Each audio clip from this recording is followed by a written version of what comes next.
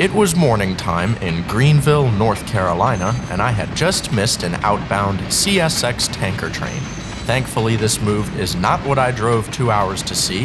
In fact, the train's departure was good news.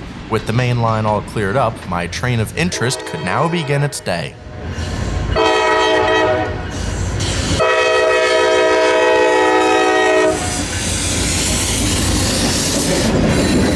This is CSX train L230, a weekday turn running south out of the Greenville yard along the railroad's Parmeal subdivision. During the spring of 2022, the local was host to an awesome set of power, and I just had to see GP40-2 number 6957 for myself. I also had a buddy along for the ride today, interested enough in the hobby to capture this awesome pacing shot of the industry's endangered species. Well, that's an understatement. Once liberally applied to CSX locomotives, the iconic Yellow Nose 2 paint scheme has been fading into history for years, with less than 10 active EMDs wearing it in 2023. My friend seemed just as excited about our luck as I was, and got another nice video of the train as it approached Greenville Junction near downtown. This is where the Parmeal sub crosses the Carolina coastal, with the diamond being completely unprotected. Trains merely stop, confirm there's no opposing traffic, and continue. This seemed pretty gung-ho to me, especially when the local was making speeds like this not much farther south of town. We're now 6 miles closer to DuPont Paint in Kinston, the train's southernmost customer, first up on today's switch list.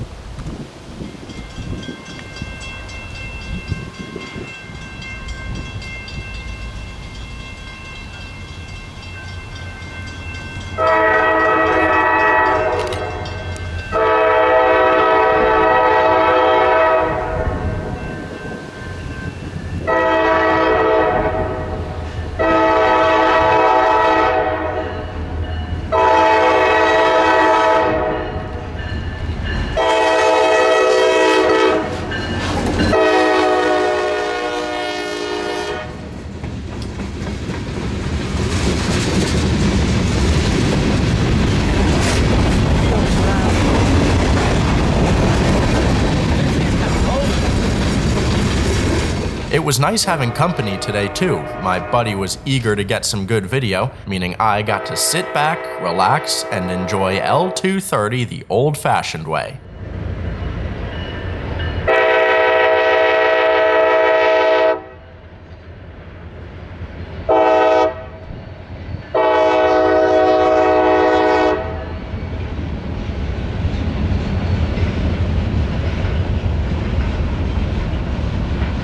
The little rock star second out is led by a much newer version of itself, one of CSX's Dash 3 rebuilds completed in the 20-teens. The pair looked good as they rolled through the sleepy town of Grifton.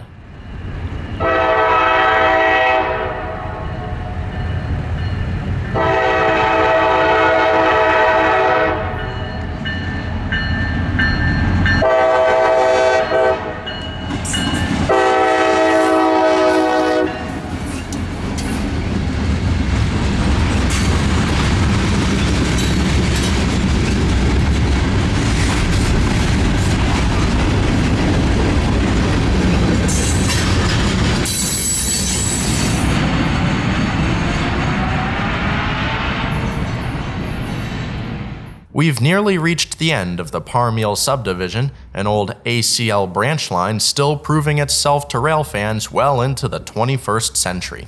With DuPont accessible from the north, that meant the engines would have to run around their train prior to spotting the paint company. This would put the YN2 locomotive on point, where it would stay for the remainder of the day.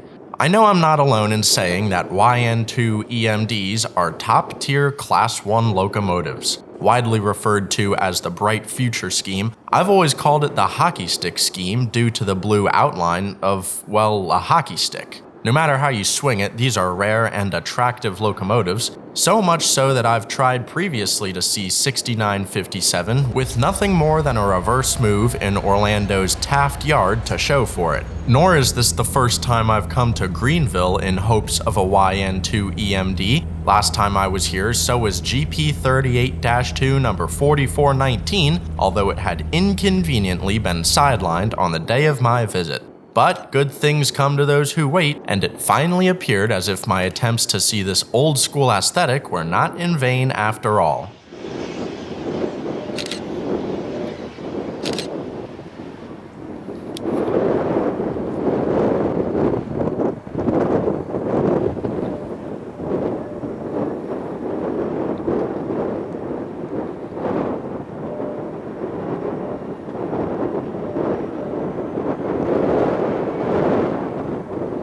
With L230 tucked away switching on DuPont property, it was time for lunch. The real show was only just beginning, however, as I'd embark upon chasing my 6th YN2 EMD. Aside from 4419, I've seen one other YN2 4-axle, GP38-2 number 2744. The Jeep was part of an all-EMD consist on train Q453, one of the Florida S-Line's most infamous manifests for decades.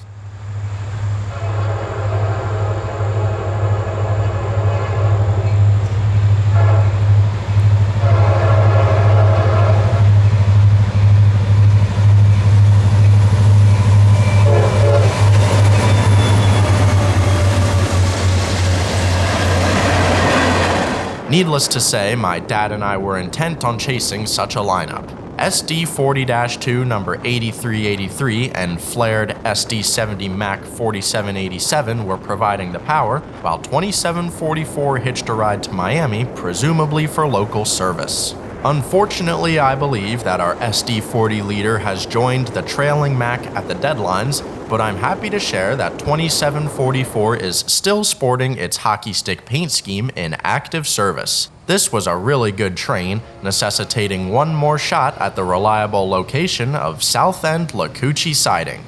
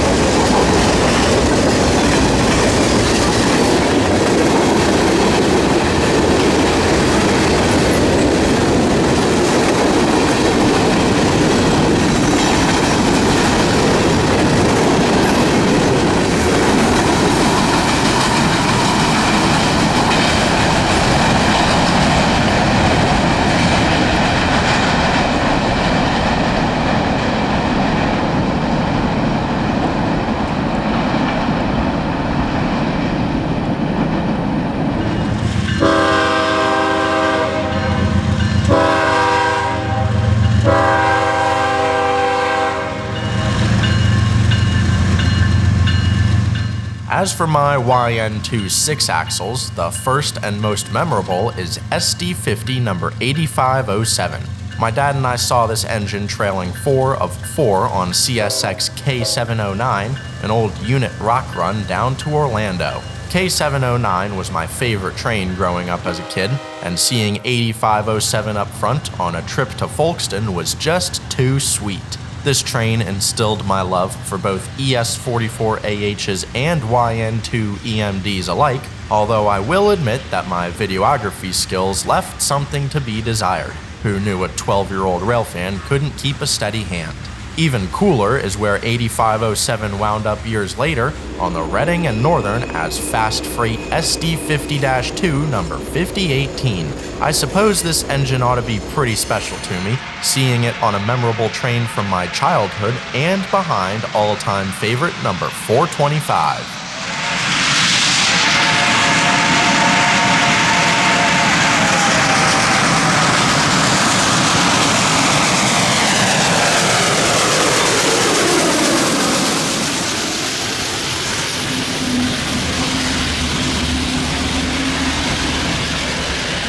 It would be another 3 years before I'd see a YN2 EMD again, back in the promised land on northbound Q442 from Tampa. Even as a young rail fan in 2015, I was well aware of the rarity these engines held, and thrilled when I noticed that fourth locomotive, and I guess the third one too.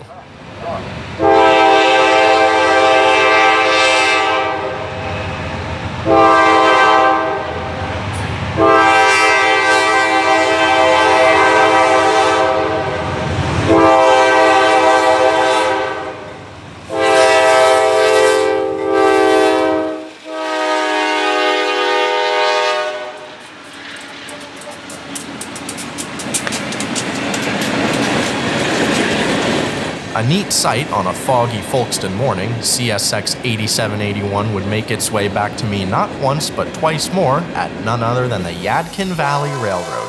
The YVRR took delivery of 8 CSX SD60Ms in 2019, with 8781 being in the worst mechanical condition. The engine sat idle into 2021 until it was ready for service and a new coat of paint. Even with 8781 no longer wearing its bright future paint, the Yadkin Valley is an incredible melting pot of unique locomotives put on full display by this 2021 drone shot. Powering train YV2 is a one-of-a-kind Cummins SD90AC-QSK, Knoxville Locomotive Works SE32C, and an SD60M. Sitting on the side track is a wide-cab Jeep, Norfolk Southern's only AC44 C6CF, an ex-BNSF executive SD70 Mac, and 3 other SD60Ms sitting on the sideline. You'll notice 8781 right next to the paint shed in its new coat of paint. The Yadkin Valley Railroad is hands down one of my most loved short lines. Between the friendly employees, awesome scenery, and stunning motive power, I truly can't say enough about the railroad.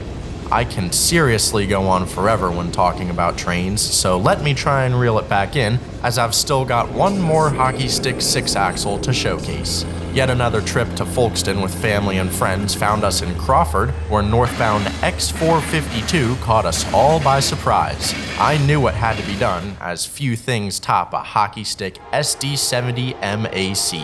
My dad and I sprinted up to Hilliard with just enough time.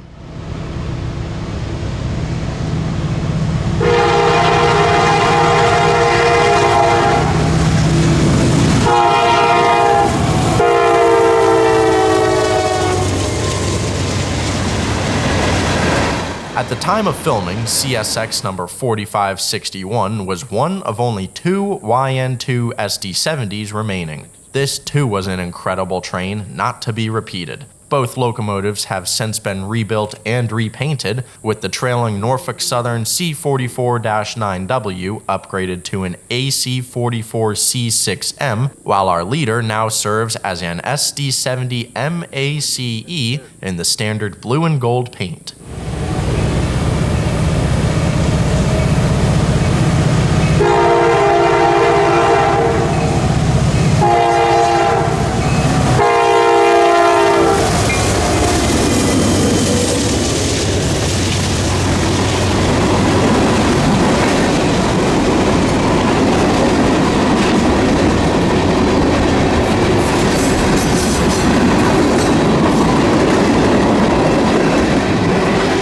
It's crazy how a couple years will age a train like this, making me happy to have enjoyed X452 in all its glory. The bright future paint scheme is a thing of the past, a bygone era whose demise was marked by the onslaught of CSX's boxcar logo. As sad as it makes me to say, I have a feeling that 6957 was the last hockey stick EMD I'll see. Not for lack of trying, however, as we're back on the Parmeal sub where I embarked upon an awesome northbound chase of L230 to Greenville.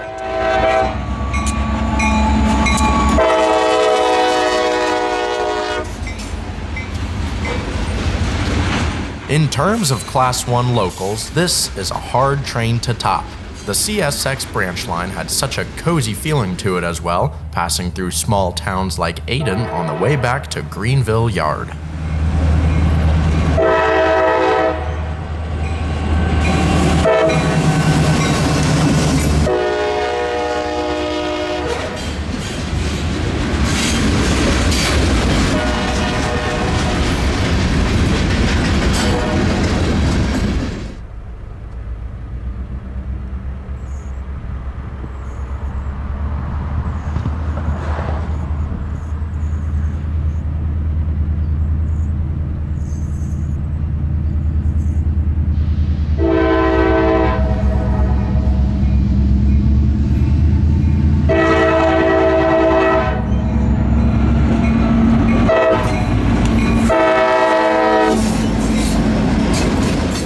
YN2 EMDs are a nostalgic breed of locomotive, and finding one lead a local through small-town Carolina had me quite pleased on this particular Friday. From Winterville, I decided to jump well ahead of the train in order to beat Greenville traffic, as I wanted to get a particular shot in downtown. L230 has just crossed over the Carolina coastal and is now preparing to cut through a four-way intersection while simultaneously ducking underneath a bridge. Neat conditions like this don't really exist on main lines, adding to the allure of today's chase.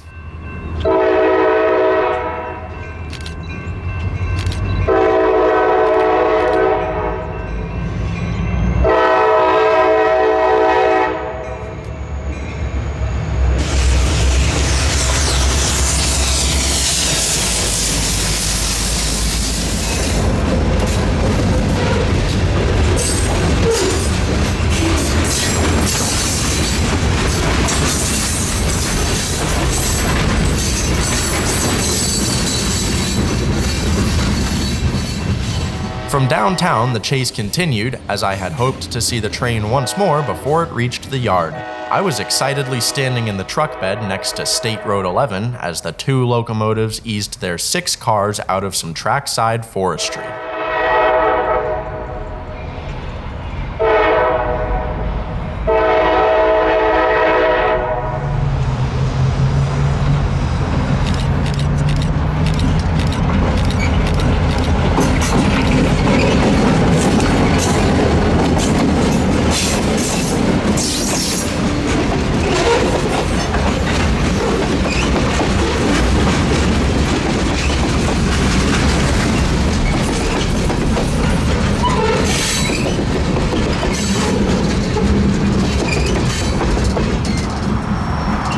My luck had not run out just yet, as 230 was apparently stopping to switch coastal agribusiness immediately to my north. After dropping the 2 trailing tank cars, the crew was making way for their final destination just up the line.